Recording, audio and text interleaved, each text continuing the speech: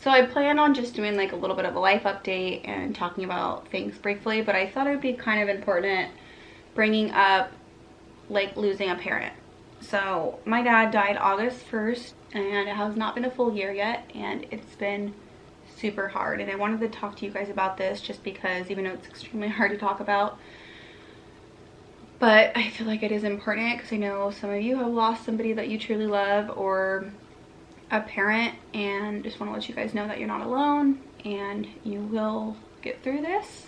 No, it's hard to believe that right now, even for myself, but you know, honestly, like the day my dad died, I was not expecting him to die. And like people are like, oh, you know, which is a nice thing to say, and people are just trying to be comforting, but they're like, he's out of pain, he's not in pain anymore, he's not in pain anymore. It's like, I totally agree, he's not in pain anymore. You know, if you know my dad's story, he's been sick for like 4 years with cancer and Parkinson's disease, and you know, at one point he was on dialysis, and he has struggled and fought so hard for us and his grandkids and just to be here in our lives and for himself.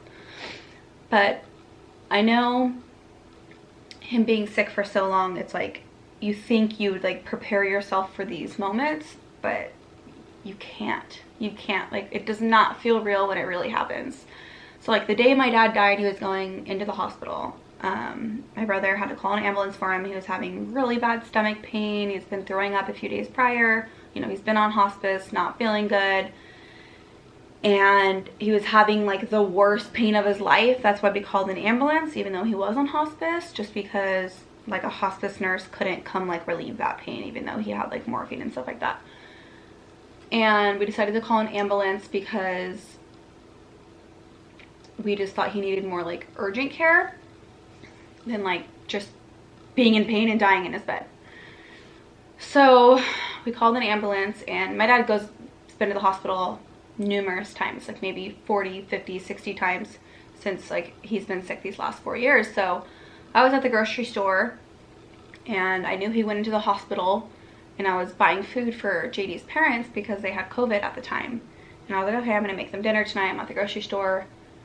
And I was like, okay, then I'm gonna drop it off at their house and then head to the hospital. Okay, you know, because it's like, okay, he's been in the hospital a lot. You know, it's nothing really new. I got this really, really weird feeling. I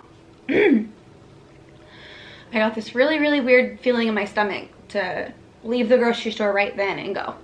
And I left my cart there. I had chicken in my cart, everything. I just left my cart at the grocery store. I said, okay, I need to go now.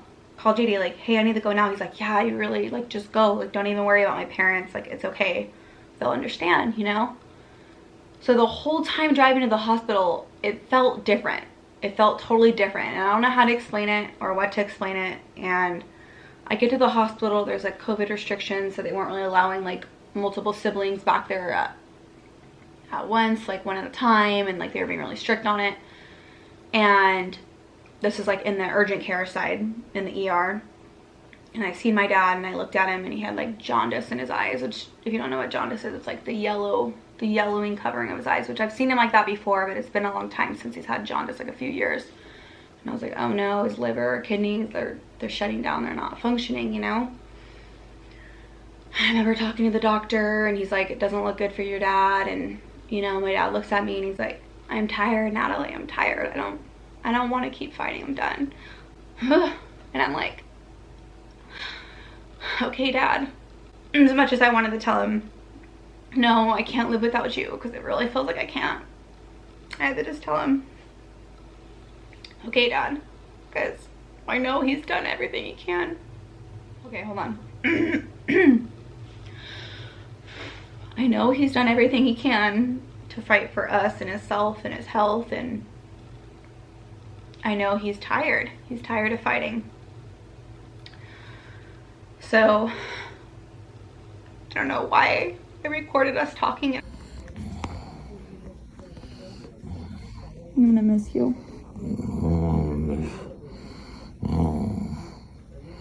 Everybody. We've had such good times together. We have. Always better for you. You're always on my wrestling. Always better. And we'd always go camping together. Mm-hmm. It's a lot of fun times. Guess what tomorrow is? What? It's August 1st. Oh. You have to wait till a second before you talk to Javier. No, it's our wedding anniversary. Oh, that's right. 1 year ago. Wow. Time flies by. Can you believe it's been 1 year? Crazy, huh? Yeah.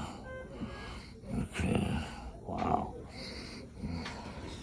So glad I did, because I find myself listening to that all the time because I could hear his voice, you know.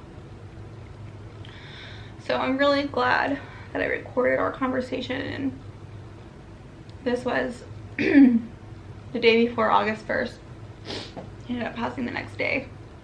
But I was telling him how it's me and JD's wedding anniversary, August 1st. He was kind of out of it and confused, but it's one of our last conversations that I can hold on to. So they transfer us to a room, and they tell us your dad has a major stomach bleeding. One of his organs is bleeding inside. He has tons of blood leaking inside. Like, to be honest, he's probably not going to last the next few hours. And I've heard a lot of bad news. Oh, your dad's going to last 3 months. Your dad's going to last 6 months. Your dad's really not going to be around much longer. But like, when that was said to me, he's not going to last the next few hours, that feeling was unbearable. I'm like, it's like you think you're dreaming. Like, you're just like, this can't really be happening to me. Like, this is not happening to me right now. And he was just in so much pain, and they ended up giving him more pain medication. So at a point, like, he couldn't really talk to us anymore, but he could hear us, you know. And me and my sister, we stayed there all night. My brother stayed pretty late, but you know, everyone handles death differently, and my brother and him were super close, and my brother was the one caring for him towards these last like months of his life. So they were spending every single day together. So my brother's like, I really gotta go, and we're like, it's okay, Ryan, we get it. Like, we're gonna be here, it's fine. And me and Nicole stayed there by his side all night long. He ended up dying at 8 in the morning. And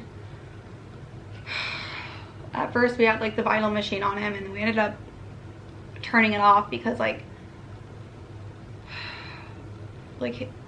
he was, when he started declining, he didn't even have a blood pressure anymore. It was like 22/44, and it was just very sad. And I'm glad I was there right by his side until the very end. And I miss him so much, and it's been really hard adjusting to not having him in my life, and especially finding out that I'm pregnant, because it's also something he said to me at the hospital when I said, guess what? He's like, are you pregnant? Because he just really wanted me to be pregnant. These last like 3 years, he's wanted me to be pregnant so bad.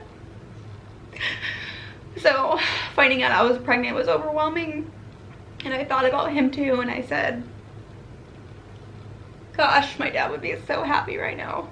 And I know he's looking down on me, and he is happy. And that's a good feeling.